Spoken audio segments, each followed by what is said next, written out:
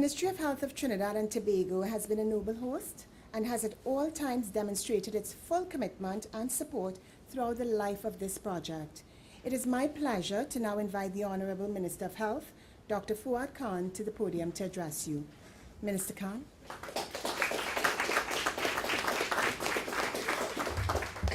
Thank you very much. I'm going to say Carlon. Carlon is my good friend from since ministry days. Nice seeing you again. High Commissioner of Canada, His Excellency Mr. Gerard Latulip, Dr. James Hospitalis, the Executive Director of CARPHA, Mr. Jeff Searle from Germfree, Thaddeus Gibrey, Advisor Family Health from PAHO, distinguished guests, ladies and gentlemen. We have heard a lot about disease processes and also disease that can occur throughout the region. And sometimes in this position of Minister of Health, I say, thank God I'm a doctor. Because if I wasn't, something like this would be very, very difficult to understand. You see, healthcare, as we all know, is one of those most dynamic fields. It's always evolving, and in the recent decades, there has been a significant shift in the way countries around the globe approach healthcare issues. This has resulted from globalization and market integration. The information and resource sharing is therefore integral to ensure global competitiveness and sustainability. The international cooperation that this project signifies today is an example of such a partnership. Partnerships such as these help countries to improve healthcare delivery and services through this sharing of ideas and the development of global standards and institutions. It is through the government's commitment to this ideal and principle that we are here today.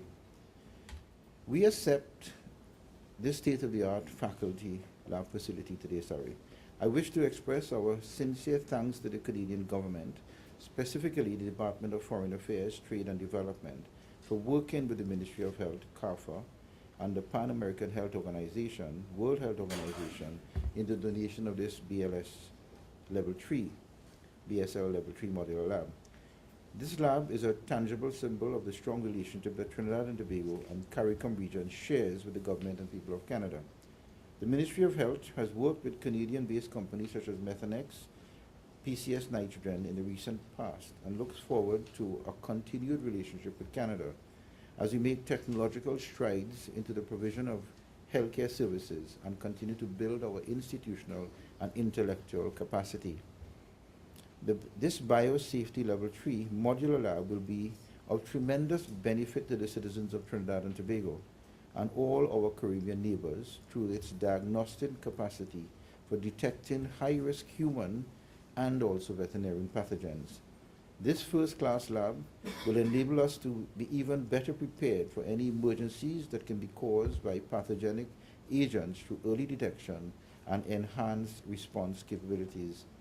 This will be of significant importance to us in the Caribbean as we seek to combat diseases such as the recent chikungunya virus. It also assists Trinidad in its ability to effectively manage the ever-present threat of global disease and mutations. I would like to thank the residents of Federation Park for their understanding and support of the construction of this BSL-3 lab in the neighborhood. It was through a successful consultation process that we were able to carry out all the work necessary to ensure the lab was completed in this safe and timely manner. Everything is being done to ensure a maximum level of safety as it pertains to the daily function of the lab. It is important to note that this is a temporary location for this facility, and Cabinet has approved plans to move this BSL-3 lab to a permanent facility that will also house the National Public Health Lab of Trinidad and Tobago. This new permanent facility is representative of the government's commitment to world-class technological investigative research. The Ministry of Health sees this as an opportunity to work even closer with CARPHA in order to define and respond to the country's health priorities. I would like to take this opportunity to indicate that the Ministry of Health is always open to discussions whereby reputable international bodies and corporations can assist in developing the healthcare sector through a public-private partnership. Here in Trinidad and Tobago and on a global scale, I have seen numerous examples of how partnerships can assist in providing platforms for groundbreaking research and shrewd management of disease. The Ministry of Health therefore welcomes this collaboration as we strive to meet the healthcare needs of our citizens.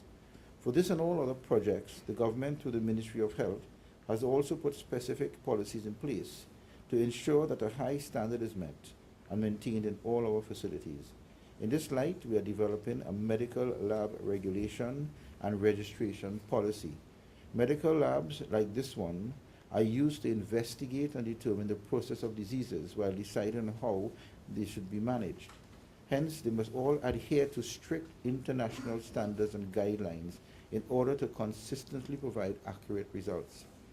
The legislation will also address the issue of lab permits as well as necessary qualifications for all medical lab technicians. Medical lab practitioners must undergo the relevant training and education in order to be registered with the Medical Lab Council. To complement the registration of medical lab professionals, the Ministry of Health wants all medical labs to be licensed. This process of licensing will establish a high standard and quality throughout the sector. All labs will be required to submit documentation pertaining to the facility's physical accommodation, scientific, the engineering and technological apparatus, storage and maintenance of equipment. Implementing and sustaining a new licensing and accreditation system for medical lab and a registration system for medical lab professionals will protect the public from possible misdiagnosis as a consequence of inaccurate results.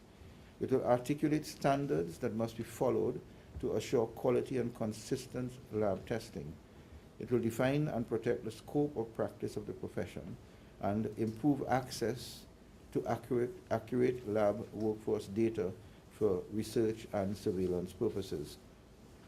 The goal of this legislation will be to secure optimal patients' outcome in the area of patient diagnosis, treatment and health maintenance, the length of stay and also patient satisfaction. This is a reflection of the government's commitment to developing the country's healthcare sector. Today, as I close, I want to thank all stakeholders here in this morning, and I commit to work in partnerships to establish and maintain a very high level of service through CARPHA, the health sector, through an efficient and accurate diagnostic care. Thank you very much.